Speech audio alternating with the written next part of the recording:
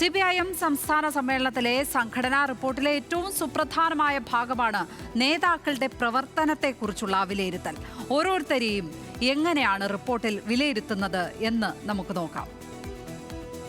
EP Jayarajan ഇടക്കാലത്ത് പ്രവർത്തനങ്ങളിൽ സജീവമല്ലാത്ത നില ഉണ്ടായിരുന്നു. LDF കൺവീനർ എന്ന നിലയിൽ പ്രവർത്തിച്ചിരുന്നു എങ്കിലും പിന്നീട് മാറ്റം വരുത്തുകയാണ് ഉണ്ടായത്. സമ്മേളന ഘട്ടത്തിൽ സജീവമായി രംഗത്തുണ്ട്. ഈ മാറ്റം എന്ന് പറയുന്ന വാക്ക് അതിൽ ഉണ്ടായിട്ടേയില്ല എന്ന് അദ്ദേഹം പക്ഷേ നിഷേധിക്കുന്നുണ്ട്. ഞങ്ങളുടെ അഭിമുഖത്തിൽ തന്നെ നിഷേധിക്കുന്നുണ്ട്. PK ശ്രീമതി സ്റ്റേറ്റ് സെന്റർ നൽകുന്ന പരിപാടികൾക്കായി വിവിധ ജില്ലകളിലെത്തുന്നുണ്ട്. അഖിലേന്ത്യാ തലത്തിൽ പ്രവർത്തിക്കുന്നതുകൊണ്ട് നേരത്തെ ഉണ്ടായിരുന്ന പോലെ സമയം ലഭിക്കാറില്ല. സംഘടനാ രംഗത്തും ക്യാമ്പയിനുകളിലും ശ്രദ്ധിക്കുന്നുണ്ട്.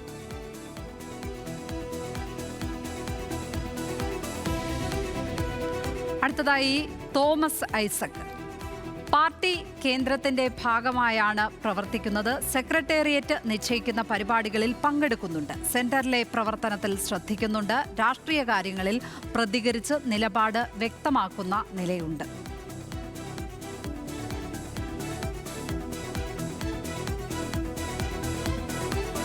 അവൈലബിൾ സെക്രട്ടേറിയറ്റിൽ പങ്കെടുക്കാൻ ഐസക് ശ്രദ്ധിക്കണം എന്ന കാര്യവും പറഞ്ഞിട്ടുണ്ട്. TP രാമകൃഷ്ണൻ പാർട്ടി സെന്റർ നിശ്ചയിക്കുന്ന തരത്തിൽ ഉത്തരവാദിത്തങ്ങൾ നിർവഹിക്കുന്നുണ്ട്. പാർലമെന്ററി സെക്രട്ടറി എന്ന നിലയിൽ പ്രവർത്തിക്കുന്നുണ്ട്. LDF കൺവീനറായ ശേഷം പാർട്ടി കേന്ദ്രത്തിൽ ശ്രദ്ധിക്കുന്നുണ്ട്. നല്ല പ്രവർത്തനം എന്നുള്ളതാണ് TP രാമകൃഷ്ണനെ കുറിച്ചുള്ള വിലയിരുത്തൽ. ഇനി KN ബാലഗോപാലാണ്. നിയമസഭാ തെരഞ്ഞെടുപ്പ് വരെ സംഘടനാ രംഗത്താണ് പ്രവർത്തിച്ചത്. സാമ്പത്തിക പ്രതിസന്ധിയുടെ ഘട്ടത്തിൽ ധനമന്ത്രി എന്ന നിലയിലൂടെ ശ്രമകരമായ ദൗത്യം നിർവഹിക്കുന്നുണ്ട്. വളരെ മികച്ച നിലയിൽ പ്രവർത്തിക്കുന്ന കഠിനാധ്വാനിയായ ഒരു മന്ത്രി എന്നതാണ് KN ബാലഗോപാലിനെ കുറിച്ചുള്ള വിലയിരുത്തൽ. വളരെ ഏറ്റവും മികച്ച മന്ത്രി എന്നുള്ള നിലയിലുള്ള വിലയിരുത്തൽ തന്നെയാണ് ആ റിപ്പോർട്ടിൽ ഉള്ളത്. M സ്വരാജ് പാർട്ടി സെന്റർ ഏൽപ്പിക്കുന്ന പ്രവർത്തനങ്ങൾ നിർവഹിക്കുന്നു. പ്രചാരണ ക്യാമ്പയിൻ പ്രവർത്തനങ്ങളിൽ സജീവമായി ഇടപെടുന്നുണ്ട്. അവൈലബിൾ സെക്രട്ടേറിയറ്റ് യോഗങ്ങളിൽ പങ്കാളിത്തം വർദ്ധിപ്പിക്കണം എന്ന് പറഞ്ഞിട്ടുണ്ട്. സ്ഥിരമായി വരണം, അവൈലബിൾ സെക്രട്ടേറിയറ്റിൽ സ്ഥിരമായി വരണം എന്ന് M സ്വരാജിനെ ഓർമ്മപ്പെടുത്തുന്നു ആ റിപ്പോർട്ട്. മുഹമ്മദ് റിയാസ് മന്ത്രി എന്ന നിലയിൽ മികച്ച രീതിയിൽ പ്രവർത്തിക്കുന്നുണ്ട്. രാഷ്ട്രീയ വിഷയങ്ങളിൽ അപ്പപ്പോൾ പ്രതികരിക്കുന്നു. അതുകൊണ്ട് തന്നെ മാധ്യമ കടന്നാക്രമണത്തിന് ഇരയാകുന്നുണ്ട് റിയാസ് എന്നുള്ളതാണ് വിലയിരുത്തുന്നത്. ഇങ്ങനെ നേരത്തെ തന്നെ വിമർശനമുണ്ടായിരുന്നു. മുഖ്യമന്ത്രി മാത്രമാണ് പ്രതിരോധിക്കാൻ ഉള്ളത് എന്നുള്ളത്. അതിനൊപ്പമുള്ളത് മുഹമ്മദ് റിയാസാണ്. അങ്ങനെ തക്ക സമയത്ത് പ്രതികരിക്കുന്നത് കൊണ്ട് തന്നെ മാധ്യമ കടന്നാക്രമണം ഏറ്റവും കൂടുതൽ റിയാസിന് നേരെ ഉണ്ടാകുന്നു എന്നുള്ളതാണ് വിലയിരുത്തൽ. അടുത്തതായി KK ശൈലജ ചുമതലകൾ ഏറ്റെടുത്ത് മികച്ച രീതിയിൽ പ്രവർത്തിക്കുന്നു. സംഘടനാ രംഗത്ത് മികവുറ്റ പ്രവർത്തനമാണ് കാഴ്ചവെക്കുന്നത്.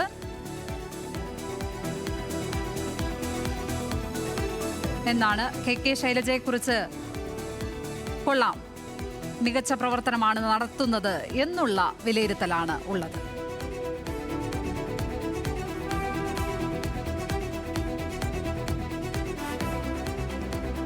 ഇന്നത്തെ വാർത്താ ദിനത്തിൽ ആദ്യം തന്നെ പ്രവർത്തന റിപ്പോർട്ടിന്റെ കൂടുതൽ വിവരങ്ങൾ പുറത്തുവന്നു. അതിനിശ്ചിതമായ സ്വയം വിമർശനമാണ് പ്രവർത്തന റിപ്പോർട്ടിൽ ഉള്ളത്. അതിൽ ഏറ്റവും പ്രധാനപ്പെട്ട 5 കാര്യങ്ങൾ നമുക്ക് പരിശോധിക്കാം.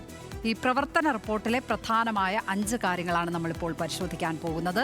തുടർ ഭരണമാണ് CPIM ലക്ഷ്യമിടുന്നത് എങ്കിൽ അതിനെക്കുറിച്ച് ജാഗ്രത വേണമെന്ന് മുന്നറിയിപ്പ് നൽകുകയാണ് പ്രവർത്തന റിപ്പോർട്ട്. ബംഗാളിലെ പാർട്ടിയുടെ സ്ഥിതി പാഠമാക്കണം എന്ന് പറയുന്നു. ഭരണ തുടർച്ച ബംഗാളിൽ ഉണ്ടാക്കിയ വീഴ്ച കേരളത്തിൽ ആവർത്തിക്കരുത് എന്നാണ് പറയുന്നത്.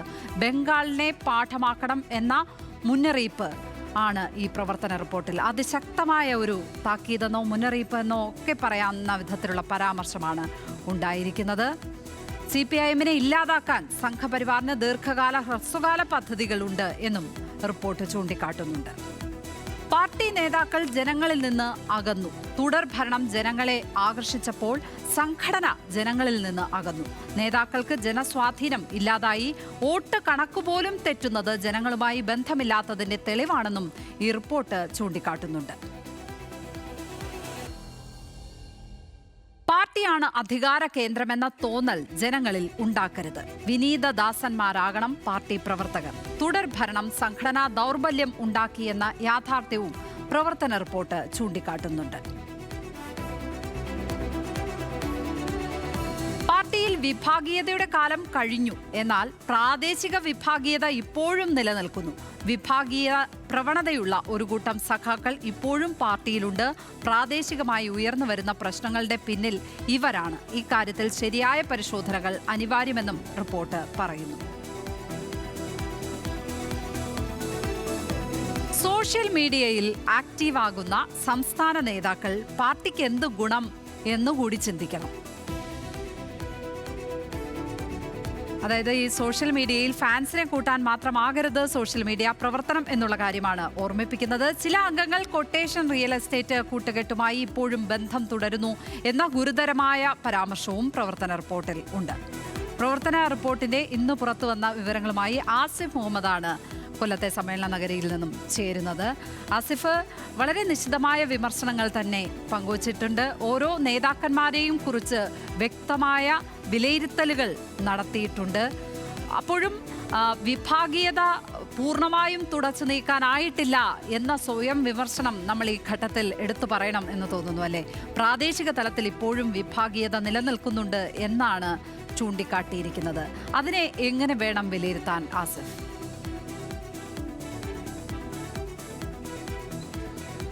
തീർച്ചയായും CPM-നെ സംബന്ധിച്ചിടത്തോളം ഇത്തരത്തിലുള്ള ഒരു സംഘടനാ റിപ്പോർട്ട് അത് സ്വാഭാവികമാണ്. അത് മുൻകാലങ്ങളിലും എല്ലാ കാലങ്ങളിലും തുറന്നുമാണ്. കാരണം നിശ്ചിതമായി പാർട്ടിയെ പരിശോധിച്ചുകൊണ്ട് പാർട്ടിയുടെ നേതാക്കളെ അടക്കം അതിൻ്റെ പരിപാടി അടക്കം നടപ്പിലാക്കിയതിലുള്ള ആസൂത്രണം അടക്കം കൃത്യമായി പരിശോധിച്ചുകൊണ്ട് തന്നെയാണ് ഈ സംഘടനാ റിപ്പോർട്ട് സമർപ്പിക്കുക. ഇത് ഇപ്രാവശ്യവും അങ്ങനെ തന്നെയുണ്ട്. കാരണം വിഭാഗീയത പ്രവർത്തനങ്ങൾ മുൻകാലങ്ങളിൽ നിന്ന് വലിയ രീതിയിൽ കുറവ് വന്നിട്ടുണ്ട് എന്നുള്ളത് പാർട്ടി വിലയിരുത്തുന്നുണ്ട്. പക്ഷേ പ്രാദേശിക തലത്തിൽ ഇപ്പോഴും വിഭാഗീയത പ്രവർത്തനങ്ങൾ നിലനിൽക്കുന്നതായി തന്നെയാണ് CPM കരുതുന്നത്. ഈ സമ്മേളന കാലയളവിൽ ചിലയിടങ്ങളിലുണ്ടായ തെറ്റായ പ്രവണതകൾ അത് പ്രാദേശിക തലത്തിലുള്ള വിഭാഗീയതയുടെ ഫലമായി തന്നെയാണ് എന്നുള്ളത് CPM കൃത്യമായി സംഘടനാ റിപ്പോർട്ടിൽ വിലയിരുത്തുകയും ചെയ്യുന്നുണ്ട്. അതിൽ തന്നെ ഈ വിഭാഗീയത പരിഹരിക്കാനായി പാർട്ടി സെൻട്രലിൽ നിന്നുള്ള നേതാക്കൾ നേരിട്ടെത്തി അത് പരിഹരിക്കുന്നതിലേക്ക് കാര്യങ്ങൾ എത്തണം എന്നുള്ള കാര്യങ്ങളടക്കം, അതായത് ഇനി ഒരു ഘട്ടത്തിലും ഇത്തരത്തിൽ ചെറിയ തലത്തിൽ നിൽക്കുന്ന വിഭാഗീയത പോലും ഉണ്ടാവരുത് എന്നുള്ളതിനുള്ള കൃത്യമായ ഒരു നോട്ടം തന്നെയാണ് CPM-നെ സംബന്ധിച്ചിടത്തോളം ഈ ഒരു സമ്മേളന കാലയളവിലും ഉണ്ടാകുന്നുള്ളത്. മറ്റൊരു പ്രധാനപ്പെട്ട വിമർശനം ഉണ്ടായത് റിയൽ എസ്റ്റേറ്റ് അതുപോലെ തന്നെ കൊട്ടേഷൻ സംഘങ്ങളുമായി ബന്ധപ്പെട്ടാണ്. അത്തരത്തിൽ ചിലയിടങ്ങളിലെങ്കിലും ആരോപണങ്ങൾ ഉയർന്നു വരുന്നതിന് അടക്കം CPM വലിയ രീതിയിൽ ഗൗരവത്തോട് തന്നെയാണ് കാണുന്നത്. ഈ അധികാരത്തിൻ്റെ ബലത്തിൽ ഈ റിയൽ എസ്റ്റേറ്റ് മേഖലയിലുള്ളവരടക്കം ഈ പാർട്ടി നേതാക്കളുമായി അടക്കം ബന്ധപ്പെടാൻ ശ്രമിക്കുന്നുണ്ട് തുടങ്ങിയ കാര്യങ്ങളെല്ലാം CPM കൃത്യമായി വിലയിരുത്തുന്നുണ്ട്. അതുകൊണ്ട് ഈ മാധ്യമങ്ങളിൽ വരുന്ന വിമർശനങ്ങൾക്ക് അപ്പുറത്തേക്ക് ഓരോ ഘടകങ്ങളിലുമുള്ള കാര്യങ്ങൾ കൃത്യമായി പരിശോധിച്ച് തന്നെയാണ് CPM ഈ ഒരു കാര്യത്തെ വിലയിരുത്തുന്നതും ഈ ഒരു തെറ്റായ പ്രവണതകൾ കൃത്യമായി തിരുത്തപ്പെടേണ്ടതാണ് എന്നുള്ള ഒരു കാര്യവും CPM ഇത്തരത്തിൽ ഈ ഒരു റിപ്പോർട്ടിൽ സൂചിപ്പിക്കുന്നു. മറ്റൊരു പ്രധാനപ്പെട്ട ഒരു കാര്യം സഹകരണ രംഗത്തെ തെറ്റായ പ്രവണതകളാണ്. നമുക്കറിയാം ഏറ്റവും കൂടുതൽ ഒരു പക്ഷേ രണ്ടാം പിണറായി സർക്കാരിൻ്റെ കാലത്ത് വലിയ രീതിയിൽ ആരോപണങ്ങൾ ഉയർന്നത് ഈ സഹകരണ മേഖലയുമായി ബന്ധപ്പെട്ടുള്ള ചില ഇടപാടുകളിലും മറ്റുമുണ്ടായ ക്രമക്കേടുകളും മറ്റുമാണ്. ഇതിനെ CPM വളരെ ഗൗരവത്തോടു കൂടി കാണുന്നുണ്ട് എന്നുള്ളത് ഈ റിപ്പോർട്ടിൽ നിന്ന് വ്യക്തമാണ്. കാരണം ഈ പാർട്ടി നേതാക്കളിൽ ചിലരടക്കം തെറ്റായ വഴികളിലൂടെ വായ്പകളടക്കം ലഭ്യമാക്കുന്നു തുടങ്ങിയ കാര്യങ്ങൾ എടുത്തു പറയുന്നു. അതിൽ തന്നെ CPM ഇടക്കാലത്ത് ഈ ലോൺ വാല്യുവേഷൻ വേണമെന്നുള്ള കൃത്യമായ കാര്യങ്ങൾ പറഞ്ഞിരുന്നു. ആ ഒരു കാര്യത്തിലടക്കം ഗുരുതരമായ വീഴ്ച ഉണ്ടായി എന്ന് പറയുന്നു. തെറ്റായ രീതിയിൽ പണം പിൻവലിച്ച് കൈവശപ്പെടുത്തിയെന്നുള്ള പരാതികളുണ്ട് എന്നുള്ള കാര്യം പറയുന്നു. നേതാക്കളുടെ ലോൺ വിവരങ്ങൾ കൃത്യമായി പാർട്ടിയെ അറിയിക്കണമെന്ന് പറഞ്ഞിട്ട് കണ്ണൂർ ഘടകം മാത്രമാണ് ഇക്കാര്യത്തിൽ കൃത്യമായ അറിയിപ്പുകൾ നൽകിയിട്ടുള്ളത് എന്നുള്ള കാര്യമടക്കം CPM-ന്റെ ഈ റിപ്പോർട്ടിൽ ചൂണ്ടിക്കാണിക്കുന്നുണ്ട് എന്നുള്ളതാണ് ഏറ്റവും പ്രധാനപ്പെട്ടത്. നേരത്തെ ലക്ഷ്മി സൂചിപ്പിച്ചതുപോലെ തന്നെ ബംഗാൾ ആവർത്തിക്കരുത് എന്നുള്ള പാഠം, അതായത് ഈ ഭരണത്തിൽ സർക്കാരിനോട് ആളുകൾക്ക് വലിയ രീതിയിൽ മമത ഉണ്ടാകുമ്പോഴും അത് പാർട്ടിയിൽ നിന്ന് ആളുകൾ അകലാൻ കാരണമായോ എന്ന് ചിന്തിക്കണമെന്നുള്ള കാര്യമടക്കം ഈ ഒരു റിപ്പോർട്ടിൽ ചൂണ്ടിക്കാണിക്കുന്നുണ്ട്. ഭരണത്തുടർച്ച ബംഗാളിലുണ്ടാക്കിയ വീഴ്ച പോലെ കേരളത്തിൽ ആവർത്തിക്കരുത്. അതിന് പാർട്ടി പ്രവർത്തകർ പ്രാദേശിക തലത്തിലടക്കം ഇടപെടലുകൾ ശക്തമാക്കണം. ഓരോ അംഗവും നിശ്ചിത വീടുകളുമായി സമ്പർക്കം പുലർത്തണം. കൊടുക്കണം, അവർക്ക് ആവശ്യമുള്ള കാര്യങ്ങൾ നിറവേറ്റി കൊടുക്കാൻ ശ്രമിക്കണം. അതുകൊണ്ട് തന്നെ സംഘടനാ തലത്തിൽ പാർട്ടി കൂടുതൽ ശക്തമാകേണ്ടതിൻ്റെ ആവശ്യകത കൂടി ഈ റിപ്പോർട്ടിൽ ചൂണ്ടിക്കാണിക്കുന്നുണ്ട് എന്നുള്ളതാണ് ഏറ്റവും പ്രധാനപ്പെട്ട ഒരു കാര്യം. വിനീതദാസന്മാരെ പോലെ ആകണം പാർട്ടി പ്രവർത്തകർ എന്നുള്ള കാര്യം എടുത്തു പറഞ്ഞുകൊണ്ടാണ് ഈ റിപ്പോർട്ട് മുന്നോട്ട് പോകുന്നത്. എന്തായാലും തുടർഭരണം സംഘടനാ ദൗർബല്യം ഉണ്ടാക്കി എന്നുള്ള കാര്യം CPM തന്നെ വിലയിരുത്തുന്നുണ്ട്. അത് പരിഹരിച്ച് മുന്നോട്ട് പോകാനുള്ള നടപടികൾ ഉണ്ടാകണം. എങ്കിൽ മാത്രമാണ് പാർട്ടിക്ക് കൂടുതൽ ശക്തമായി ബഹുജന അടിത്തറ വിപുലപ്പെടുത്തി മുന്നോട്ട് പോകാൻ കഴിയുകയുള്ളൂ എന്നുള്ള കാര്യവും എന്തായാലും ചൂണ്ടിക്കാണിക്കുന്നു. പാർട്ടിയുടെയും നേതാക്കന്മാരുടെയും പ്രവർത്തനങ്ങളെ വളരെ കൃത്യമായി പ്രവർത്തന റിപ്പോർട്ട് വിലയിരുത്തുന്നുണ്ട്. അതിന്റെ ഒരു തലവാചകം എടുത്തു പറഞ്ഞാൽ ഇതാണ്: ബംഗാൾ ആവർത്തിക്കരുത് എന്നുള്ളതാണ്. ആസിഫ് മുഹമ്മദാണ് സമ്മേളന നഗരിയിൽ നിന്നും പ്രവർത്തന റിപ്പോർട്ടിന്റെ വിവരങ്ങൾ ഇപ്പോൾ പങ്കുവച്ചത്.